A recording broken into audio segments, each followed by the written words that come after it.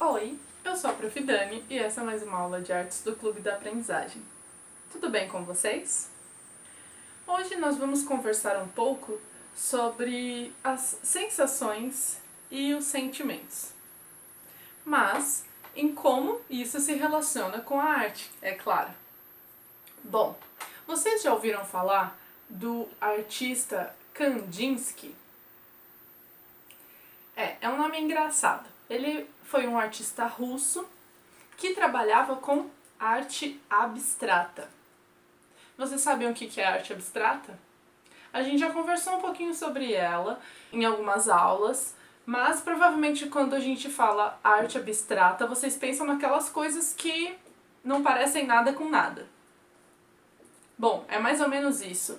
A arte abstrata, ela se esforça em não representar nada que seja conhecido. As formas, as linhas e as cores presentes ali, elas não estão preocupadas em representar algo que venha do nosso mundo, do mundo comum. Ela não representa uma árvore, ela não representa um cachorro, uma casa ou uma pessoa. Ela é apenas uma junção dos elementos próprios da pintura.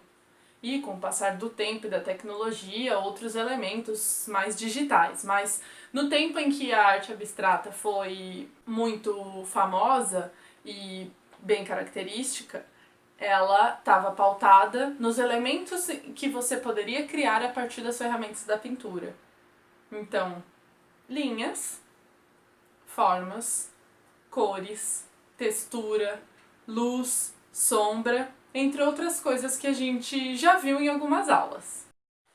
Mas por que eu tô falando disso tudo? E eu disse no início do vídeo que a gente ia falar sobre sensações e sentimentos, né? Bom, tem uma coisa que é muito interessante a respeito das cores e das linhas e das formas, é que elas se relacionam conosco de uma determinada forma e evocam, ou seja, elas provocam em nós sentimentos, sensações, somente por nós observarmos uma pintura que contém esses elementos. Bom, o Kandinsky, ele queria ser músico, mas essa não foi a carreira que ele conseguiu iniciar a vida dele. Então, ele trabalhou com várias outras coisas até que ele virou um artista. E a música era muito importante para ele. E ele começou a pensar na pintura e nos elementos da pintura de uma forma similar a como a gente se relaciona com a música. A música, a natureza e outros elementos da nossa vida cotidiana também fazem a mesma coisa que eu acabei de mencionar: provocar sentimentos e sensações em nós. Se vocês não se lembram, há algumas semanas a gente fez uma atividade em que nós pintaríamos a partir da escuta de uma determinada música. Justamente porque essa produção gestual que nós fizemos a partir de uma determinada música, ela se associa com a nossa percepção daquela música e o que ela provoca em nós. Bom, o Kandinsky estudou muito e ele foi um professor de uma escola artística muito famosa do passado e da história da arte. E ele considerava que a cor, ela se relacionava e conseguia tocar a alma das pessoas, provocando sentimentos e sensações muito profundos. E ele fez essas relações entre cor e formas geométricas, em que algumas cores se relacionariam melhor com formas geométricas pontiagudas, como o triângulo, enquanto outras cores mais profundas, como o azul, elas se harmonizariam melhor com o círculo, por exemplo. Eu vou mostrar para vocês algumas pinturas do Kandinsky para vocês visualizarem melhor isso que eu estou falando. Então, o Kandinsky, ele afirmava que a cor, ela tinha uma influência direta sobre a alma de uma pessoa, que uma forma, mesmo abstrata ou geométrica, ela é um ser espiritual. Olha só que interessante. E ele dizia também que as formas, elas têm um som interior. para vocês entenderem como na mente desse artista as coisas se relacionavam. Tanto as formas evocavam nele uma musicalidade, assim como a própria música. Mas ele não era um artista abstracionista que estava muito focado em formas geométricas. Ele só produzia obras abstratas que não tivessem, de fato, a representação em sua produção de algo do mundo externo. Essa primeira obra que vai aparecer para vocês, ela se chama Improvisação 31. E como vocês podem ver, ele utiliza as cores primárias em movimentos livres. E se vocês olharem bem, vocês não vão conseguir enxergar coisas que a gente conhece. Já nessa outra obra do Kandinsky que vai aparecer para vocês, vocês podem perceber que é bastante presente as linhas, formas, geométricas ou não, e, mais uma vez, esse trabalho com as diferentes cores. Agora, esse outro artista que eu vou mostrar para vocês, que também trabalhava com a arte abstrata e com formas, linhas e cores, porém ele era um pouco diferente do Kandinsky, porque ele utilizava muito estritamente as formas geométricas baseado na matemática. Então, o Mondrian, ele trabalhava com uma arte mais baseada na matemática. Então as formas, as linhas e as cores que ele utilizava eram muito absolutas. Ele trabalhava com amarelo, azul e vermelho. E com formas como um retângulo perfeito, que é o chamado retângulo de ouro, e ele atribuía um certo peso, tanto para as linhas quanto para as cores, para que elas se equilibrassem assimetricamente. Simétrico é quando é certinho. Tem a mesma coisa que tem deste lado, tem deste lado. Quando é assimétrico, é que as cores, ou melhor, as coisas estão em posições e de formas diferentes.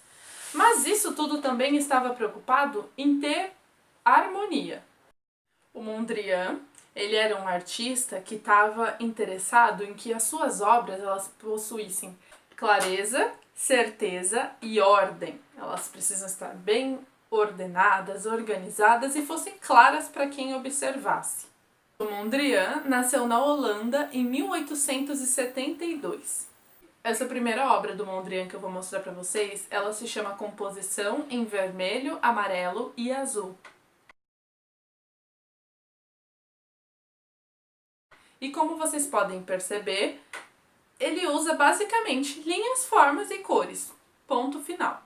Basicamente não, porque isso não é básico. Mas, ao primeiro olhar, são essas três coisas que nós identificamos nessa obra.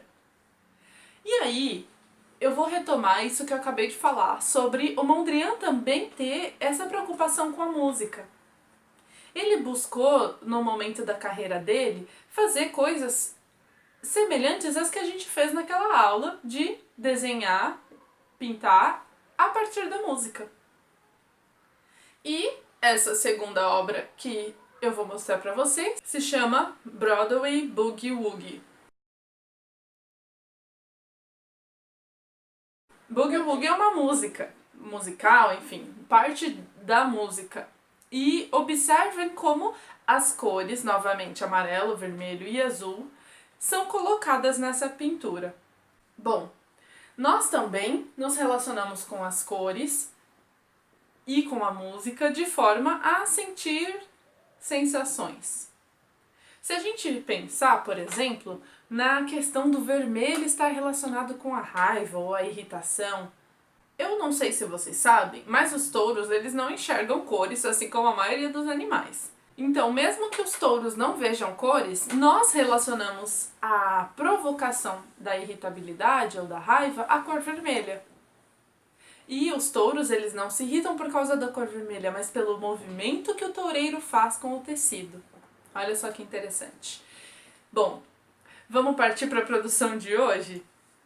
Eu quero que vocês, utilizando também, assim como o Mondrian e o Kandinsky, as 3 cores primárias, façam uma pintura que se relacione com o sentimento que vocês, não que vocês estão sentindo, mas que vocês querem que o observador da obra de vocês sinta. Isso é um desafio, porque vocês precisam pensar quais cores estão relacionadas com esse sentimento que você quer provocar no observador.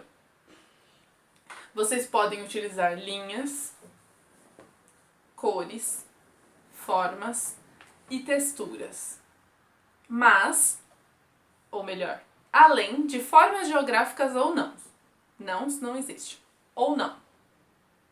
Bom, eu vou fazer uma aqui para que vocês tenham um exemplo. E eu estou pensando aqui na minha cabecinha qual é o sentimento ou a sensação que eu quero que vocês tenham, que a minha pintura provoque em vocês. Vamos ver se eu vou conseguir.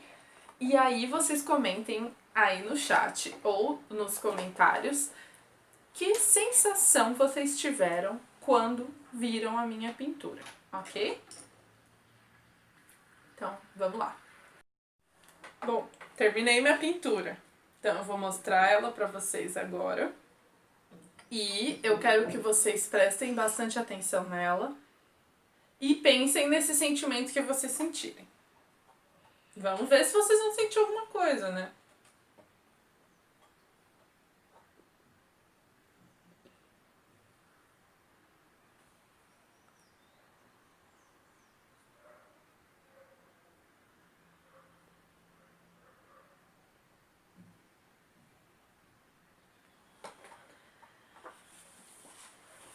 Bom, pessoal, é isso por hoje. Eu espero que vocês se inspirem por esses artistas a criarem coisas que não representem nada do que a gente está acostumado, mas que ao mesmo tempo que tem relação com muitas outras coisas que não são claras, que não são explícitas, porém, na nossa mente, no nosso cérebro, elas fazem processos que se associam à matemática, à música, às emoções e a muitas outras coisas mais.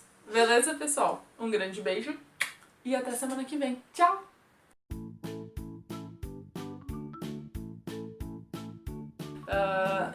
Pausa, por favor.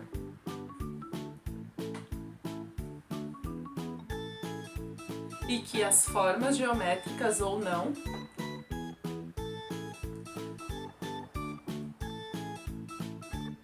ele utiliza as cores primárias. Fez barulho, será? Então, pausa, por favor, Di. Pausar. Voltou? Tá. É o chamado retângulo de ouro. Pode... Ou melhor. O Mondrian nasceu em 1800 e... Peraí, de composição em... Passa ali, por favor. Voltar? É que, né? Isso, pra frente, isso. Mais um. Isso, não é em prol do bugio. Porém, as... Não, como que é o nome daquele tecido dos toureiros? Poliproton? É. Abanam pro... Não dá risada na hora que eu tô falando, que senão não aparece no vídeo, né? Não é plateia. Tenham relação com muitas outras coisas que não são claras. Sério, isso? Voltou já? O que eu tô falando? Então. Se vocês gostam... Tá.